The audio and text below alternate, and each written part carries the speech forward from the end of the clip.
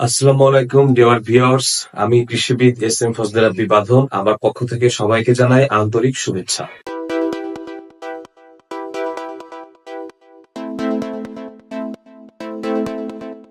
আজকে আমরা যে বিষয়টি নিয়ে আলোচনা করব সেটি হচ্ছে মরিচ গাছের ফলন অধিকতর বাড়ানোর জন্য 1G, 2G এবং 3G কাটিং প্রক্রিয়া কি।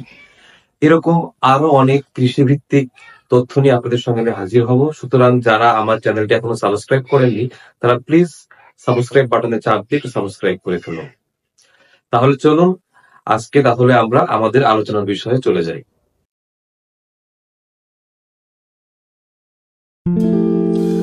দেখুন প্রিয় বন্ধুরা, একটি মরিচ গাছ আপনারা দেখতে পাচ্ছেন। এই গাছটি কিন্তু অনেক ঝোপালো দেখা যাচ্ছে।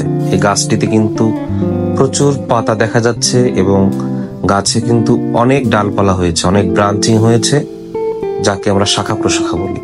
এবং এই ডালপালা থেকে প্রচুর পাতা বের হয়েছে, অনেক কচি পাতা বের হয়েছে এবং অনেক পুরানো পাতাও রয়েছে।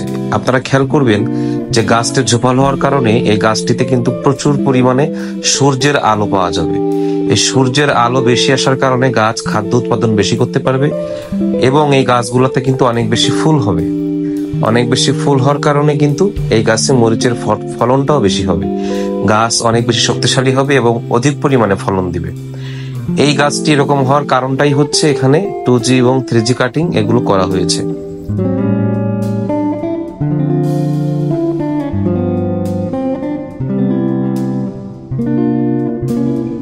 এখন কিভাবে আমরা এই 2G এবং 3G কাটিং করব সে বিষয়ে আমি আপনাদের একটু পরে সরাসরি প্র্যাকটিক্যালি দেখাচ্ছি।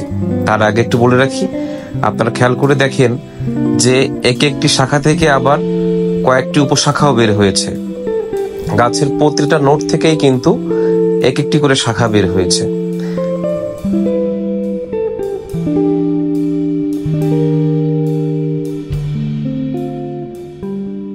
গাছের চারা যখন একদম ছোট থাকবে, অর্থাৎ গাছটির বয়স যখন খুব কম, মাত্র কয়েকটি দিন থাকবে, আপনি খেয়াল করবেন যে গাছটির উচ্চতা যখন 4-5 ইঞ্চির উপরে থাকবে, 5 ইঞ্চি, 6 ইঞ্চি বা 7 ইঞ্চি উচ্চতা যখন গাছের চারা চলে যাবে, তখন গাছের চারার উপরের 2টি পাতা অর্থাৎ ডগা আমরা একটি কেচি দিয়ে বা ব্লেড দিয়ে বা হাতের নখ দিয়ে এটা আমরা কেটে দিব। এই যে প্রথম যে ডগাটি আমি কেটে দিলাম, এটাই হলো আমার প্রথম কাটিং। এভাবে গাছের ডগাগুলো আমি কেটে দেওয়ার পরে আমার কিন্তু একটি কাটিং করা হয়ে গেল। এই কাটিংটা শেষ করার পরে যেটা হবে সেটা হচ্ছে এই গাছের পাশ থেকে আস্তে আস্তে ডাল বের হবে। গাছের যে প্রধান মূল কাণ্ডটি ছিল, এই মূল কাণ্ডটি ডগা যখন আমি কেটে দিলাম তখন সেটা কিন্তু আর লম্বা হতে পারবে না, উপরের দিকে উঠতে পারবে না, তখন তার পাশ থেকে ডাল গজাবে। সে ডাল থেকে কিন্তু আবার পাতা হবে। একটি বিষয় আপনাদেরকে বলে রাখি, গাছের যে মূল স্টেম বা কাণ্ড থাকে সেখানে যে ফুলগুলো হয় সেই ফুলগুলো কিন্তু সব পুরুষ ফুল হয় এবং এই পুরুষ ফুলে কোনোভাবেই ফলন পাওয়া যাবে না। গাছের পাশ থেকে যে শাখাগুলো বের হয়, প্রথম যে শাখাটি বের হবে সেই শাখায় যে ফুলগুলো হবে তার 50 ভাগ পুরুষ ফুল হবে, 50 ভাগ স্ত্রী ফুল হবে। অর্থাৎ সেখানে কিন্তু আমরা 50 ভাগ স্ত্রী ফুল থেকে তুলনামূলক প্রথম যে কাণ্ডটি থাকবে তার চেয়ে কিন্তু আমরা বেশি ফলন পাবো। আবার যদি আমরা এই সাইড ব্রাঞ্চ অর্থাৎ প্রশাখাগুলোকেও যদি আমরা এরকম তার ডগা কেটে দিই, তাহলে সেখান থেকে আবার অন্যান্য শাখা প্রশাখা বের হবে। এই যে তৃতীয় ধাপের যে শাখা প্রশাখাগুলো বের হলো, অর্থাৎ থার্ড ব্রাঞ্চিং বলা হয় যাকে, সেখান থেকে কিন্তু শতভাগ স্ত্রী ফুল পাওয়া যাবে এবং এই শতভাগ স্ত্রী ফুল থেকে কিন্তু আমরা প্রচুর পরিমাণে ফলন পাবো। অনেক বেশি ফুলের কারণে ফলনের পরিমাণও কিন্তু অনেক বেশি হবে। আমরা যদি এই কাটিং গুলো না করি তাহলে গাছে এত বেশি স্ত্রী ফুল থাকবে না, পুরুষ ফুলের সংখ্যা থাকবে অনেক বেশি। আর পুরুষ ফুল বেশি থাকার কারণে আমরা অধিক পরিমাণে ফলন কোনোভাবেই এই গাছ থেকে পাবো না।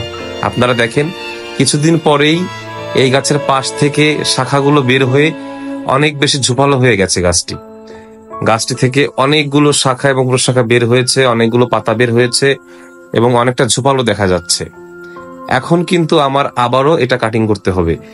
এই গাছের যেই ডগাটা আছে, অর্থাৎ বিভিন্ন ডাল থেকে ডগাগুলো বের হয়েছে, ডগাগুলো আমি আবার এখান থেকে কেটে দিব। এটা হলো দ্বিতীয়বার আমি এখানে কাটিং করলাম, এটা হলো 2G কাটিং। এই 2G কাটিং করার পরে আমার গাছ কিন্তু অনেক বেশি ঝোপালো হয়ে যাবে।